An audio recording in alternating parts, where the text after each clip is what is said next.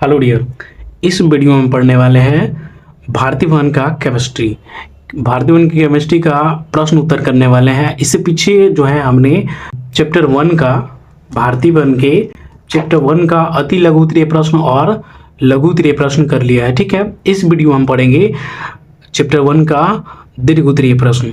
ये हमारा केमिस्ट्री का पहला चैप्टर है, रासायनिक अभिक्रिया एवं समीकरण। ठीक है, क्लास 10 का। और देखिए तो दीर्घ उत्तरीय प्रश्न का जो है पहला इसमें क्वेश्चन है, रासायनिक समीकरण क्या है? निम्नांकित समीकरण से कौन कौन सी सूचनाएं प्राप्त होती है? देखिए रासायनिक समीकरण हमसे पूछा जा रहा है और एक समीकरण दिया गया ये वाला, और इस समीकरण से जो जो सूचनाएं हमको मिल रही है उस सूचनाएं के बारे में लिखना है हमको। तो देखिए सबसे पहले रासायनिक समीकरण क्या है, इसका डिफिनीशन लिखना पड़ेगा। तो देखिए रासायनिक समीकरण हम कहते किसको है, या रासायनिक समीकरण होता क्या है? तो रासायनिक अभिक्रिया में भाग लेने वाले पदार्थों को उसके संकेतों एवं सूत्रों की सहायता से संक्षिप्त निरूपण को रासायनिक समीकरण कहते हैं। ठीक है, उसके बाद देखिए ये जो समीकरण है हमारा 2SO2 प्लस O2 समीकरण 2SO3। देखिए इसमें अगर हम इस समीकरण को देखें तो इसमें देखिए अणु की बात करें, अगर इसमें अणु की संख्या देखें तो अणु की संख्या देखिए कितना है, 2 है। पूरा SO2 में SO2 के गुणांक में जितना होगा या किसी भी जो है यौगिक के गुणांक में जितना होता है उतना ही हमारा अणु होता है। तो SO2 के गुणांक में 2 है तो 2 गो अणु। O2 जो है हमारा अणु है, अगर ये वो ऑक्सीजन रहता तो परमाणु हो जाता, लेकिन यहाँ पर O2 है जिसका मतलब अणु है। तो अणु कितना है, 1 है, इसके गुणांक में 1 अणु, इसके गुणांक में 2 है तो 2 अणु। फिर देखिए अगर हम इसको ग्राम में कन्वर्ट करें तो देखिए सल्फर का जो है हमने पढ़ा है, सल्फर का परमाणु द्रव्यमान होता है 32 और ऑक्सीजन का 1, ऑक्सीजन का 16, तो 2 गो है तो कितना हो जाएगा 32। 32 गुने कितना होगा 64, 64 गुने 2 करेंगे तो कितना हो जाएगा 128। तो ये टोटल जो है 128 ग्राम हो गया। उसके बाद ऑक्सीजन की बात करें O2 की, तो O2 जो है यहाँ से देखिए 2 गो है, 1 ऑक्सीजन में 16 ग्राम तो 2 गो में 32 ग्राम। अगर यहाँ पे SO3 में देखें तो इसी तरह से जो है ये कितना हो जाएगा 160 ग्राम। ये दोनों को जोड़ेंगे 32 128 ग्राम तो 160 ग्राम होता है। ठीक है, ये हमारा अभिकारक है समीकरण से पहले, ये हमारा प्रतिफल है। ठीक है, तो देखिए और इसके बाद से देखिए तीसरा जो हमारा है ये मूल लिखा गया है। मूल क्या होता है, तो मूल हमने 9th क्लास में अच्छे से पढ़ा हुआ है। तो देखिए इसी तरह से जितना गुणांक में जो भी गुणांक में होगा उतना ही मूल हो जाता है। ठीक है, जैसे अणु जितना अणु होगा उतना ही मूल है, वो लगभग होता है। तो यहाँ से देखिए SO2 के गुणांक में 2 है तो 2 मोल, O2 के गुणांक में 1 है तो 1 मोल, SO3 के गुणांक में 2 है तो 2 मोल। ठीक है, आयतन की बात करें तो वही जितना गुणांक होगा उतना ही इसका आयतन हो जाता है, जितना गुणांक होगा उतना ही आयतन होगा। तो देखिए इसमें जो है इसके गुणांक में 2 तो 2 आयतन, 1 था तो 1 आयतन और 2 था तो 2 आयतन। ठीक है, अगर STP पर इसका देखेंगे कितना आयतन होता है, तो STP पर जो हमने पढ़ा है कि STP पर जो होता है द्रव्यमान होता है 22.4 लीटर। तो 2 है तो 2 गुने 22.4 लीटर, 1 था तो 1 गुने 22.4 लीटर, यहाँ पे फिर से 2 था तो 2 गुने 22.4 लीटर। अब देखिए ये हमारा अभिकारक है SO2 और O2 और ये हमारा प्रतिफल है। तो ये सारी बात हमने पढ़ लिया। अब देखिए इस समीकरण से हमको क्या क्या सूचनाएं प्राप्त हो रही है। ठीक है, अब देखिए उसी सूचनाएं को हम पढ़ने वाले हैं। ठीक है, इससे क्या क्या सूचनाएं हमको मिल रही है। ठीक है, तो यहाँ पर लिखे उपयुक्त समीकरण से प्राप्त होने वाली सूचनाएं निम्नलिखित है। देखिए इससे पहला जो सूचना क्या मिला है, इससे अभिकारकों एवं प्रतिफलों के संकेत एवं सूत्रों की जानकारी मिलती है। ये जो समीकरण हमने लिखा है इससे क्या मिल रहा है, तो इसमें देखिए हमको इस सब का संकेत मिल रहा है, सूत्र की जानकारी हो रही है ना। तो अभिकारक और प्रतिफलों के संकेत एवं सूत्रों की हमको जानकारी मिलती है। ठीक है, पहला सूचना। ठीक है, उसके बाद देखिए ये पहला सूचना हो गया। दूसरा है इससे पता चलता है कि अभिक्रिया में कौन कौन से पदार्थ भाग ले रहा है और कौन कौन से पदार्थ बन रहा है। इससे पता चलता है कि रासायनिक अभिक्रिया में कौन कौन से पदार्थ भाग ले रहा है और कौन कौन से पदार्थ बन रहा है। ठीक है, ये दूसरा हमको सूचना मिला है। तीसरा क्या है, तो इससे अभिकारकों एवं प्रतिफलों के द्रव्यमान संख्या की जानकारी मिलती है। देखिए इससे जो है अभिकारकों एवं प्रतिफलों के द्रव्यमान संख्या की जानकारी मिल रही है हमको, अभिकारक की भी द्रव्यमान संख्या की जानकारी मिल गई और प्रतिफल के भी। उसके बाद अगला देखिए फोर्थ जो हमने लिखा है वो है इससे अभिकारकों एवं प्रतिफलों के अणुओं की संख्या की जानकारी मिलती है। इससे अभिकारकों एवं प्रतिफलों के अणुओं की संख्या की जानकारी मिलती है। देखिए यहाँ पे हमने क्या किया है, अणु को लिखा है, इसमें 2 अणु है, इसमें 1 अणु है और इसमें 2 अणु है। उसके बाद इससे जो है हमको अभिकारकों एवं प्रतिफलों के अपेक्षिक आयतन की भी जानकारी मिलती है। इस बात को भी हम लिख सकें 5वां, इससे अभिकारकों एवं प्रतिफलों के अपेक्षिक आयतन की जानकारी मिलती है। ठीक है, इन सभी बातों को हम लिख देंगे, 5 पॉइंट हमारा हो गया। ठीक है, उसके बाद देखिए अब देखिए दूसरा जो हमारा है क्वेश्चन नंबर 2, दूसरा जो हमारा है क्वेश्चन नंबर 2, निम्नलिखित रासायनिक समीकरण को संतुलित करना है। इस समीकरण को संतुलित करना है, 2 समीकरण दिया गया, दोनों को संतुलित करने के लिए कहा जा रहा है। तो देखिए सबसे पहले ध्यान देंगे संतुलित हम कैसे करते हैं। तो देखिए सबसे पहला इसमें बात रखेंगे, ध्यान देंगे कि अगर रासायनिक अभिक्रिया में अगर कोई धातु है, रासायनिक अभिक्रिया में कोई धातु है, तो सबसे पहले हम उस धातु को संतुलित करेंगे। पहला काम क्या करेंगे, अगर रासायनिक अभिक्रिया में धातु है तो सबसे पहले हम धातु को संतुलित करेंगे। ठीक है, दूसरा हम काम करेंगे कि अगर रासायनिक अभिक्रिया में हाइड्रोजन और ऑक्सीजन है, हाइड्रोजन है और ऑक्सीजन है, तो हाइड्रोजन को ध्यान देंगे, हाइड्रोजन को सबसे लास्ट में संतुलित करेंगे, हाइड्रोजन को सबसे लास्ट में संतुलित करेंगे, लेकिन उससे पहले हम ऑक्सीजन को कर देंगे। सबसे लास्ट में ऑक्सीजन हाइड्रोजन को करना है, लेकिन उससे पहले ऑक्सीजन को करना है। ठीक है, उसके बाद हम जो भी बचेगा उसको कर देते हैं। ठीक है, और एक और बात को ध्यान रखेंगे, रासायनिक अभिक्रिया को जब हम संतुलित करेंगे, रासायनिक समीकरण को संतुलित करेंगे, तो न उसमें जोड़ करना है, न उसमें घटाव करना है, न उसमें भाग करना है, कि ये सब चीज़ें उसमें नहीं करना है, केवल और केवल उसमें गुणा करना है। ठीक है, गुणा भी कैसे करना है, तो जो यौगिक होगा उसके आगे गुणांक लिख करके किया जाएगा, यौगिक के आगे गुणांक लिख करके किया जाएगा। ठीक है, जैसे यहाँ पर अगर इसमें इसको संतुलित, तो यहाँ पे हम गुणा में लिखेंगे, ना कि नीचे लिख देंगे इस बीच में लिखेंगे, ऐसा काम हम नहीं करेंगे। ठीक है, चलिए हम इसका समीकरण को संतुलित करते हैं। तो सबसे पहले जो अभिक्रिया है हम उसी को पहले लिख लेते हैं। तो पहले देखिए हमारा जो अभिक्रिया है वो CaOH का होल ट्वाइस है। फिर ये प्रश्न हो जाएगा ताकि स्पष्ट पता चले, HNO3 है, फिर समीकरण है CaNO3 का होल ट्वाइस है प्लस H2O है, यहाँ पर लिख दे रहे हैं प्लस H2O। अब देखिए इसमें क्या क्या लगाना, देखिए सबसे पहले इसमें धातु को चेक करना। तो धातु हमको दिख रहा है कैल्शियम है, धातु को हम पहचानेंगे कैसे, तो धातु को पहचानने का सबसे अच्छा तरीका है कि अगर किसी भी तत्व के या जिस तत्व की बाहरी कक्षा में 4 से कम इलेक्ट्रॉन, अर्थात 1 है, 2 है, 3 है, तो वो हमारा धातु होता है। और किसी तत्व की बाहरी कक्षा में 4 से अधिक है, जैसे 5 है, 6 है, 7 है, तो वो हो जाता है हमारा अधातु। ठीक है, और जिसके बाहरी कक्षा में 4 आता है वो उपधातु, जिसके बाहरी कक्षा में 8 होता है वो अक्रिय गैस हो जाता है। ठीक है, उत्कृष्ट गैस। तो इस हिसाब से पहचानेंगे और अधिकांशतः ट्रिक से भी जानेंगे। तो जिस धातु के नाम में यम आएगा लास्ट में, वो होता है लगभग हमारा धातु। ठीक है, हीलियम को छोड़ करके बाकी जितने भी धातु है, लगभग सभी का बात नहीं कर रहे हैं, लगभग कह रहे हैं, तो लगभग जो होता है धातु है। जैसे लिथियम है, कैल्शियम है, पोटेशियम है, एल्युमिनियम है, तो इस सब के लास्ट में ये हमारा, तो ऐसे हम नाम से पहचान सकते हैं। तो देखिए ये हमारा कैल्शियम है, धातु। तो सबसे पहले धातु को संतुलित करेंगे। तो देखिए कैल्शियम हमारा इधर 1 है, कैल्शियम 1 है, तो इधर भी कैल्शियम 1 है। ठीक है, रहने दिए। उसके बाद दूसरा काम करना है, हाइड्रोजन ऑक्सीजन को चेक कर। देखिए हाइड्रोजन है, ऑक्सीजन है, तो इसको सबसे लास्ट में संतुलित करना है, इसको सबसे लास्ट में संतुलित करना है। उससे पहले कोई अगर दूसरा तत्व है तो हम उसको संतुलित करेंगे। तो देखिए इससे पहले जो दूसरा तत्व है हमारा वो दिख रहा है, नाइट्रोजन दिख रहा है। कौन दिख रहा है? नाइट्रोजन। तो देखिए नाइट्रोजन यहाँ पर 1 है और इधर नाइट्रोजन देखिए कितना है। तो देखिए नाइट्रोजन की जो है ना होल लगा हुआ है और 2 है, इसका मतलब नाइट्रोजन 2 है। और ऑक्सीजन कितना है? ऑक्सीजन तो पहले से 3 है, इसमें होल लगा हुआ है, तो 3 दूना कितना हो जाएगा? 6।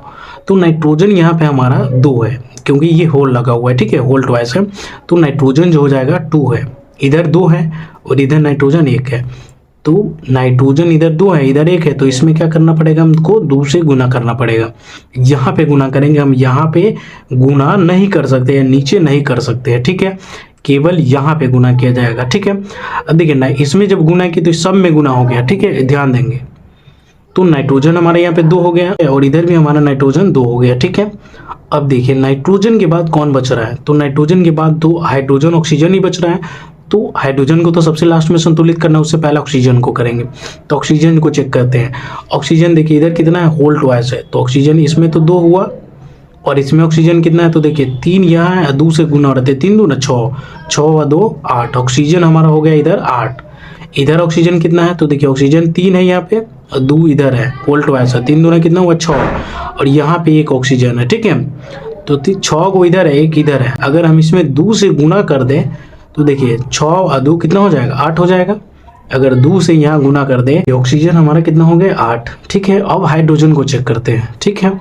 हाइड्रोजन देखिए, हाइड्रोजन यहाँ पे तो होल ट्वाइस 2 है और इधर हाइड्रोजन देखिए 2 इसमें गुना हुआ है, तो 2 इधर और 2 इधर कितना हुआ 4, और देखिए इस तरफ 4 हाइड्रोजन है, इधर कितना है, तो देखिए यहाँ से H2O है, अगर 2 से इसमें गुना करेंगे, यहाँ पे नहीं दिख रहा है इसलिए यहाँ पे बता रहे हैं, तो 2 से गुना करें तो हाइड्रोजन भी 4, हाइड्रोजन इधर भी 4, तो और देखिए कैल्शियम अभी भी सेम, तो हमारा ये समीकरण संतुलित हो गया, ठीक है। यहाँ पर 2 लग गया और यहाँ पे कुछ भी नहीं लगा, यहाँ पे 2 लगा और यहाँ पे कुछ भी नहीं लगा, ठीक है। ध्यान देंगे केवल यहाँ लगा और यहाँ लगा, ठीक है। 2 से गुना करेंगे इसमें और इसमें, तो हमारा समीकरण संतुलित हो जाएगा, ठीक है। अब इसको देखिए, इसमें जो है एल्युमिनियम हमारा, देखिए सबसे पहले धातु ये हमारा, तो एल्युमिनियम देखिए इधर एक है, इसमें देखिए देखो 2 एल्युमिनियम है, 2 धातु है, एक एल्युमिनियम एक कॉपर है, ठीक है। तो एल्युमिनियम इधर एक, एल्युमिनियम एक, ठीक है। इधर लिख लेते हैं पहले, सॉरी, एल्युमिनियम प्लस CuCl2 समीकरण AlCl3 प्लस कॉपर है, ठीक। अब देखिए इसमें एल्युमिनियम एक, इधर एल्युमिनियम एक, ठीक है। कॉपर चेक करेंगे, कॉपर इधर एक, कॉपर इधर एक, ठीक है। उसके बाद देखिए दूसरा हाइड्रोजन ऑक्सीजन तो दिख नहीं रहा है, इसमें क्लोरीन है, तो क्लोरीन देखिए इधर 2 है, इधर क्लोरीन 3 है। अब देखिए ध्यान दीजिए, इधर 2 है, इधर 3 है, तो देखिए इसके जो गुना में देखिए बराबर होगा कैसे, अगर ये 2 को हम इसमें गुना कर दे तो 6 हो जाएगा, और ये 3 से इसमें गुना कर देंगे तो 6 हो जाएगा। देखिए जैसे समीकरण में हम करते हैं बराबर करने के लिए, उसी प्रकार से इस 2 से हम इसमें गुना करें, तो यहाँ पे नहीं गुना करेंगे, हम इसमें गुना करेंगे, ठीक है। यहाँ पे गुना कर दिए तो 3 दूना कितना हुआ 6, और ये 3 से हम इसमें गुना करेंगे, यहाँ पे देखिए 3 दूना 6, क्लोरीन बराबर हो गया।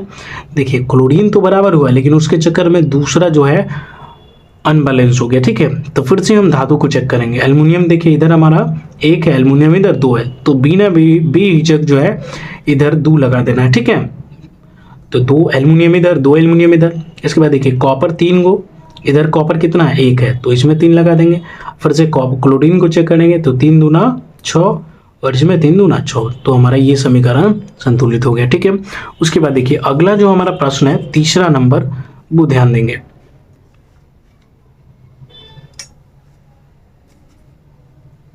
तीसरा नंबर जो हमारा प्रश्न देखिए,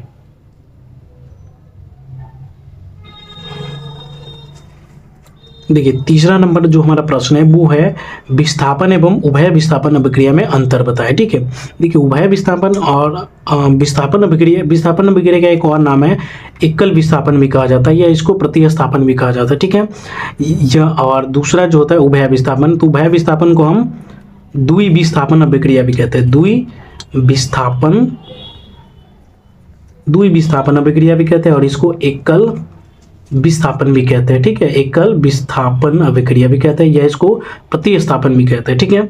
अब देखिए इस दोनों में अंतर बताना है, तो इसको अंतर बताने के लिए, अगर स्पष्ट कहता करने के लिए, तो हम बीच से एक लाइन खींचते और इस तरफ एकल विस्थापन लिखते हैं या विस्थापन, और दूसरी तरफ द्वि विस्थापन या उभय विस्थापन लिखते और पॉइंट बना करके लिखते, ठीक है।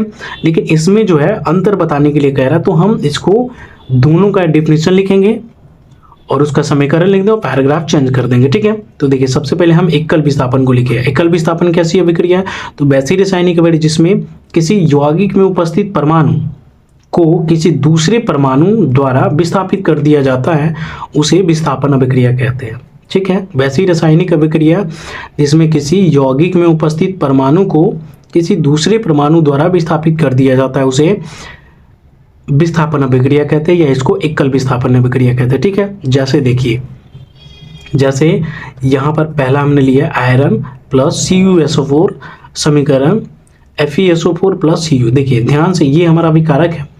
देखिए जो इसमें होता क्या है, एकल विस्थापन अभिक्रिया में जो अधिक क्रियाशील होती है वो कम क्रियाशील धातु को क्या करती है, विस्थापित कर देती है। तो देखिए अगर इसमें चेक करें, कॉपर में आयरन में, ये देखिए कॉपर सल्फेट का विलयन है, इसमें आयरन को रख रहे हैं, तो कॉपर से अधिक क्रियाशील कौन है, आयरन है।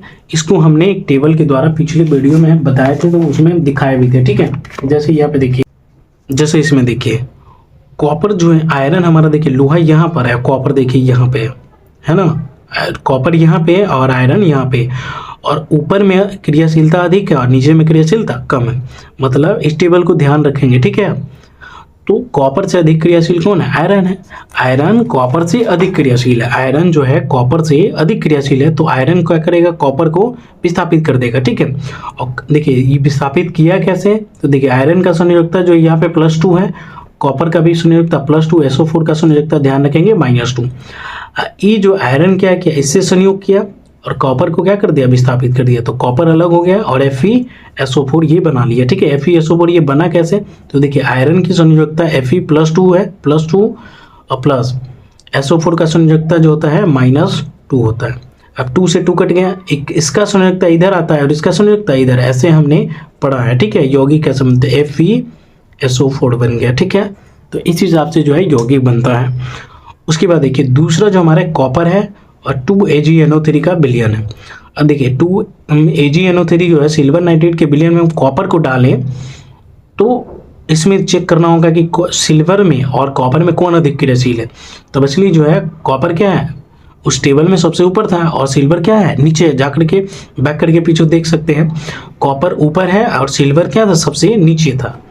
तो कॉपर क्या करेगा, सिल्वर को विस्थापित कर देगा। तो कॉपर का जो संयोजकता +2 होता है और सिल्वर का +1 होता है, NO3 का नाइट्रेट का भी -1 होता है, ठीक है। तो ये कॉपर जो है इसके साथ संयोग कर लेगा और इसको क्या कर देगा, हटा देगा। तो यहाँ से देखिए कॉपर जो है NO3 के साथ क्या कर लिया, अभिक्रिया कर लिया और यहाँ पे जो है सिल्वर को क्या कर दिया, विस्थापित कर दिया, ठीक है। ये संतुलित रासायनिक समीकरण, ठीक। तो ये जो हमारा है एकल विस्थापन अभिक्रिया या विस्थापन अभिक्रिया, ठीक है। दूसरा उभय विस्थापन अभिक्रिया, देखिए वैसी रासायनिक अभिक्रिया जिसमें दो यौगिक अपने आयनों का आदान प्रदान करके दो नए यौगिक का निर्माण करता है, उसे हम उभय विस्थापन अभिक्रिया कहते हैं। इसमें दो यौगिक जो है अपने आयनों का आदान प्रदान करेगा, ठीक है। जैसे देखिए X है, Y है, A B है, तो ये वाला धनायन है और ये वाला ऋणायन है, मान लीजिए ये धनायन है और ये ऋणायन है, ठीक है। अब देखिए X वाला इसका धनायन इसके ऋणायन से संयोग करेगा और इसका धनायन इसके ऋणायन से संयोग करेगा। तो देखिए ई धनायन इस ऋणायन से बनाएगा तो X B बना लेगा प्लस A Y बना लेगा, A Y बना लेगा, ठीक है। तो देखिए अपने आयनों का आदान प्रदान कर रहा है, तो इसको हम बोलेंगे उभय विस्थापन अभिक्रिया या द्वि विस्थापन अभिक्रिया, ठीक है। उसके बाद देखिए इसमें हमने समीकरण भी कुछ लिया है, जैसे NaCl है, किससे अभिक्रिया कर रहा है, AgNO3 से, ठीक है। तो देखिए इसका धनायन Na जो है Na किससे संयोग किया है, तो NO3 से किया है, NaNO3 बना है। और ये Ag जो है किससे संयोग किया, तो Cl से, तो AgCl बना लिया, ठीक है। उसके बाद इसमें भी देखिए कॉपर सल्फेट है, CuSO4 और H2S है। तो ये देखिए ये कॉपर जो है सल्फर के साथ संयोग किया है, ठीक है, तो CuS बना लिया।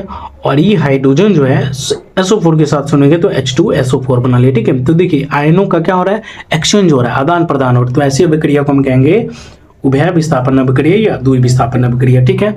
तो एक बार फिर से देख लिए, इसको हम इस प्रकार से अंतर कर लेंगे, ठीक है। चलिए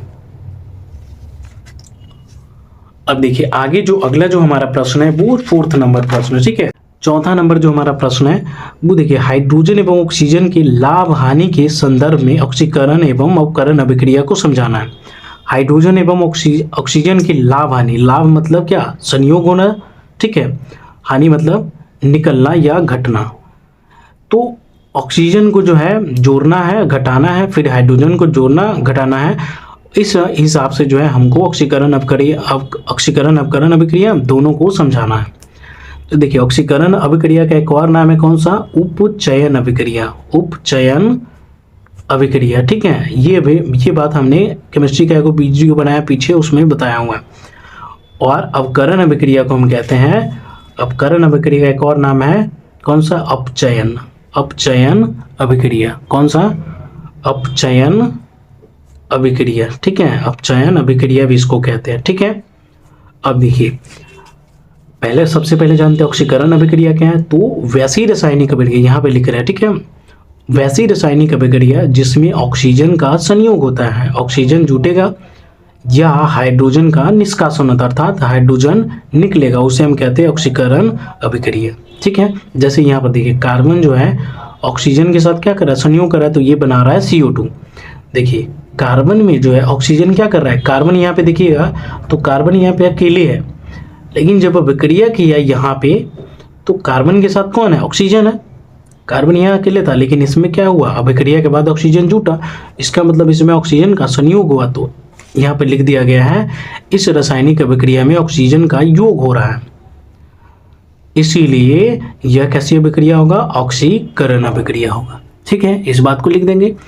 उसके बाद देखिए दूसरा जो है H2S प्लस Cl2 है, अब बनाया है HCl प्लस सल्फर बनाया है।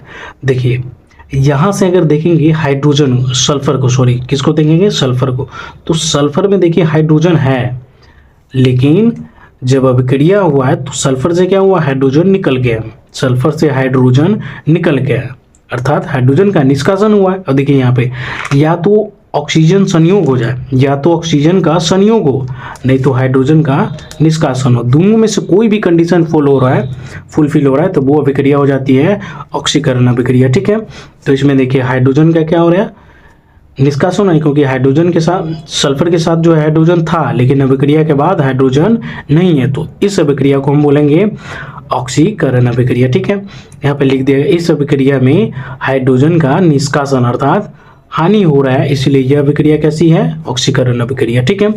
या तो ऑक्सीजन का संयोग हो, नहीं तो हाइड्रोजन का निष्कासन हो, दोनों में से कोई भी जो है कंडीशन फुलफिल हो रहा है तो वो अभिक्रिया होती है ऑक्सीकरण, ठीक है। ऑक्सीजन का संयोग है और किसका, हाइड्रोजन का निष्कासन, हमने पढ़ लिया लाभ हानि।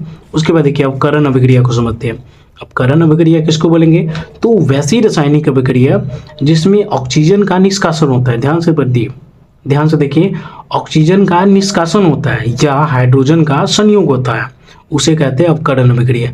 या तो ऑक्सीजन निकल जाए या नहीं तो हाइड्रोजन क्या कर जाए, जुट जाए, दोनों में से अगर कोई भी कंडीशन फुलफिल हो रहा है तो उस अभिक्रिया को हम कहते हैं अपकरण अभिक्रिया, ठीक है। जैसे देखिए यहाँ पे H2 प्लस Cl2 बना है 2HCl। देखिए यहाँ पर क्लोरीन को देखिए, क्लोरीन अकेले है, लेकिन जब अभिक्रिया हुआ है तो क्लोरीन के साथ कौन जुट गया, तो क्लोरीन के साथ देखिए हाइड्रोजन जुट गया, क्लोरीन अकेले था लेकिन इसमें क्या जुटा, हाइड्रोजन। तो यहाँ पे हाइड्रोजन का संयोग हुआ, हाइड्रोजन का संयोग होगा तो इस अभिक्रिया को हम कहते हैं अपकरण अभिक्रिया, ठीक है। या इसी का दूसरा नाम है अपचयन अभिक्रिया, ठीक। तो यहाँ पर लिख दे, इस अभिक्रिया में हाइड्रोजन का संयोग हो रहा है, इसलिए यह जो है अपकरण अभिक्रिया है, ठीक है। उसके बाद दूसरा उदाहरण हमने लिया है, जिंक ऑक्साइड है प्लस कार्बन है, इसको जब गर्म किया जाता है तो जिंक प्लस कार्बन मोनोऑक्साइड बनता है।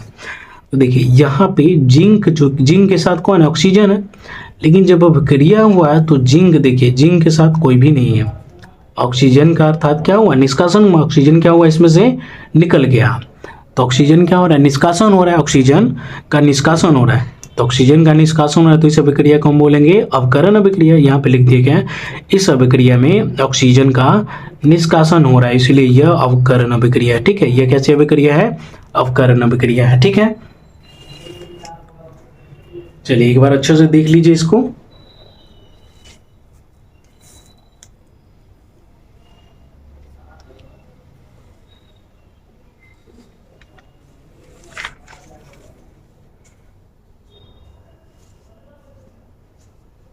चलिए इसके बाद जो अगला हमारा प्रश्न है 5वां नंबर प्रश्न है, ठीक है। देखिए 5वां नंबर प्रश्न क्या है, तो निम्नलिखित किस प्रकार की अभिक्रिया है, निम्नलिखित जो है किस प्रकार की अभिक्रिया है। कुछ अभिक्रिया को दिया गया है और हमसे पूछा जा रहा है कि यह किस प्रकार की अभिक्रिया है।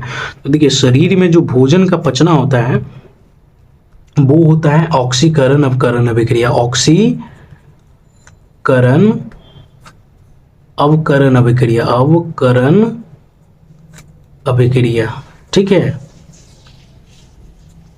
ऑक्सीकरण अपकरण अभिक्रिया, ठीक है। शरीर में जो भोजन का पचना कैसी अभिक्रिया, ऑक्सीकरण अपकरण अभिक्रिया, ठीक है।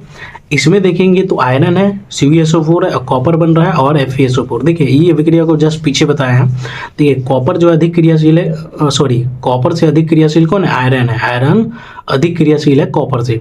तो कॉपर सल्फेट के विलयन में आयरन को रखा जा रहा है, तो आयरन क्या कर रहा है, सल्फर के साथ संयोग कर रहा है, FeSO4 बना लिया, FeSO4 बना लिया और कॉपर को क्या कर दिया, विस्थापित कर दिया, ठीक है।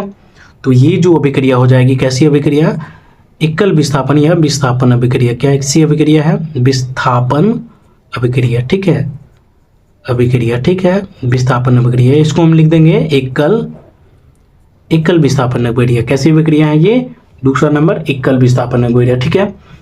तीसरा नंबर देखिए, तीसरा जो हमारा है कैल्शियम हाइड्रोक्साइड प्लस 2HCl और CaCl2 बना रहा है 2H2O बना रहा है। देखिए इसमें क्या हो रहा है, इसमें आयनों का आदान प्रदान हो। देखिए कैल्शियम का जो है संयोजकता +2 है, यहाँ से ये वाला 2 ऊपर है, ठीक है। ऑक्सीजन हाइड्रोक्साइड का -1 होता है, हाइड्रोजन का +1 और क्लोरीन का -1, ठीक है। तो ये कैल्शियम जो है क्लोरीन के साथ अभिक्रिया किया तो CaCl2 बना लिया, और ये हाइड्रोजन जो है OH के साथ संयोग किया तो क्या बना लिया, H2O। तो आयनों का क्या हो रहा है, आदान प्रदान। तो इस अभिक्रिया को हम बोलेंगे द्विविस्थापन या उभय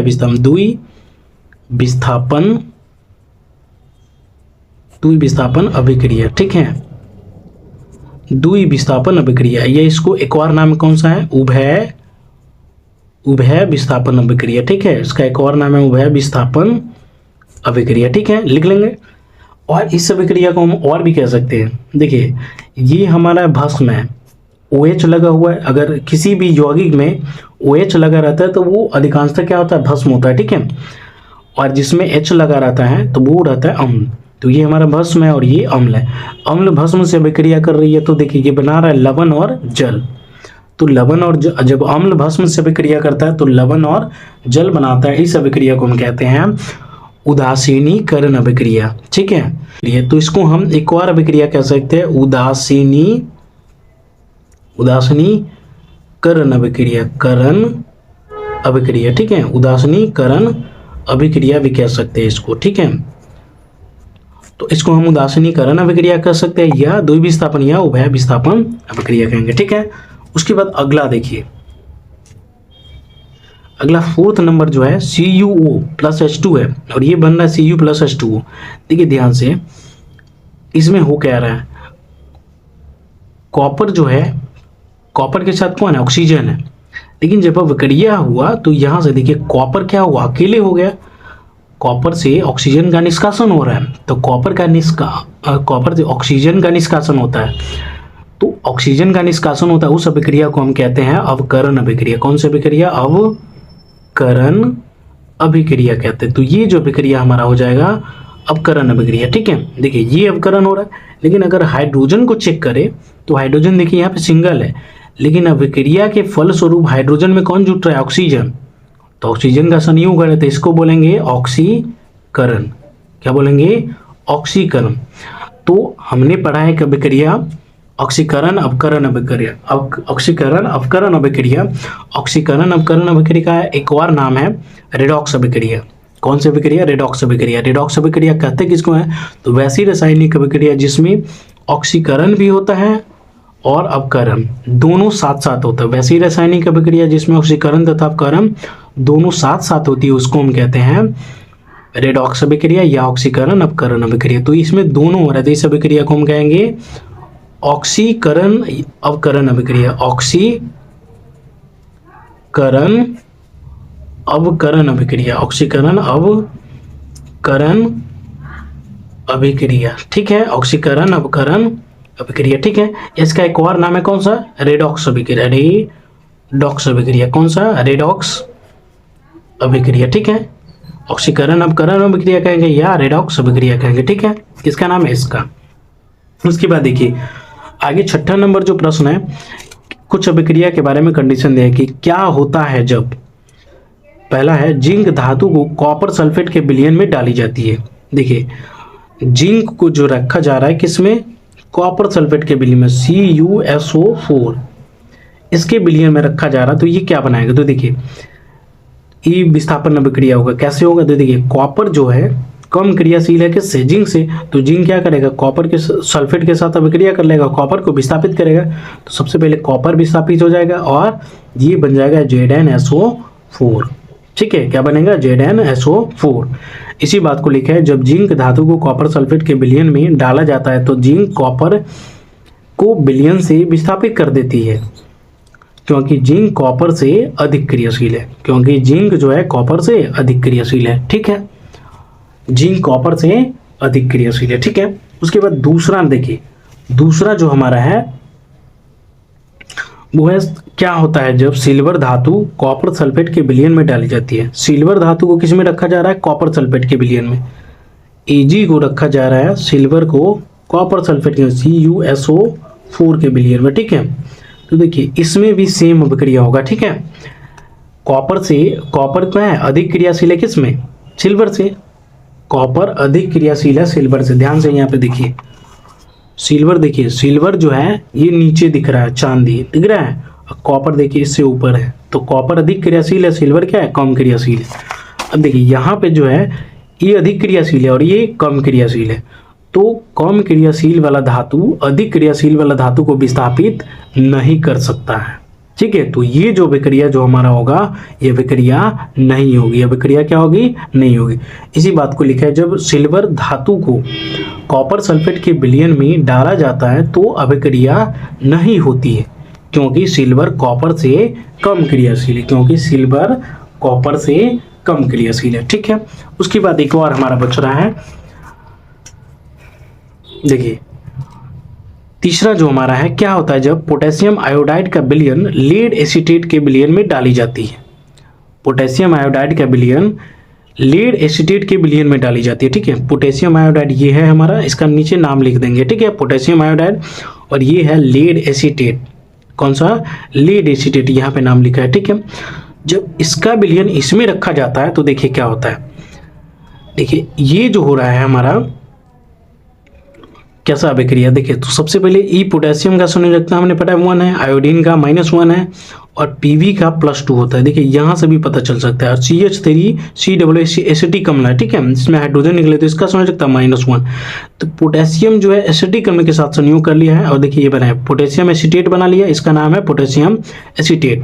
और ये पीवी जो है पोटेशियम आयोडीन के साथ अभिक्रिया तो जो है पोटेशियम आयोडाइड बना लिया। ठीक है, अब देखिए इसमें जो है एक ध्यान रखना पड़ेगा कि पोटेशियम आयोडाइड का जो है ना अभिक्रिया में अवक्षेप बनता है, वो भी कैसा अवक्षेप, तो पीला अवक्षेप। कैसा अवक्षेप, पीला अवक्षेप बनता है। ठीक है, यहाँ पर भी लिखा गया है पीला अवक्षेप प्राप्त होता है। ठीक है, ध्यान रखें, क्योंकि रासायनिक समीकरण अवक्षेप बनने की जानकारी नहीं देती है। ठीक है, इसको जब हम अभिक्रिया करा रहे हैं तो क्या बनना है, जब पोटेशियम आयोडाइड को जो है आयोडाइड का विलयन लीड एसीटेट के विलयन में डाला जाता है तो लीड आयोडाइड का पीला अवक्षेप प्राप्त होता है। ये बात लिखा गया यहाँ पे, लीड एसीटेट का पीला अवक्षेप प्राप्त होता है तथा पोटेशियम एसीटेट बनता है, तथा पोटेशियम एसीटेट बनता है। ठीक है, तो ये रहा हमारा दीर्घोत्तरीय प्रश्न। ठीक है, इसके बाद जो है अगले नेक्स्ट वीडियो में हम NCERT पढ़ाएंगे, BTC पढ़ाने वाले हैं। ठीक है, इसी चैप्टर का रासायनिक अभिक्रिया एवं समीकरण का। ठीक है, थैंक यू।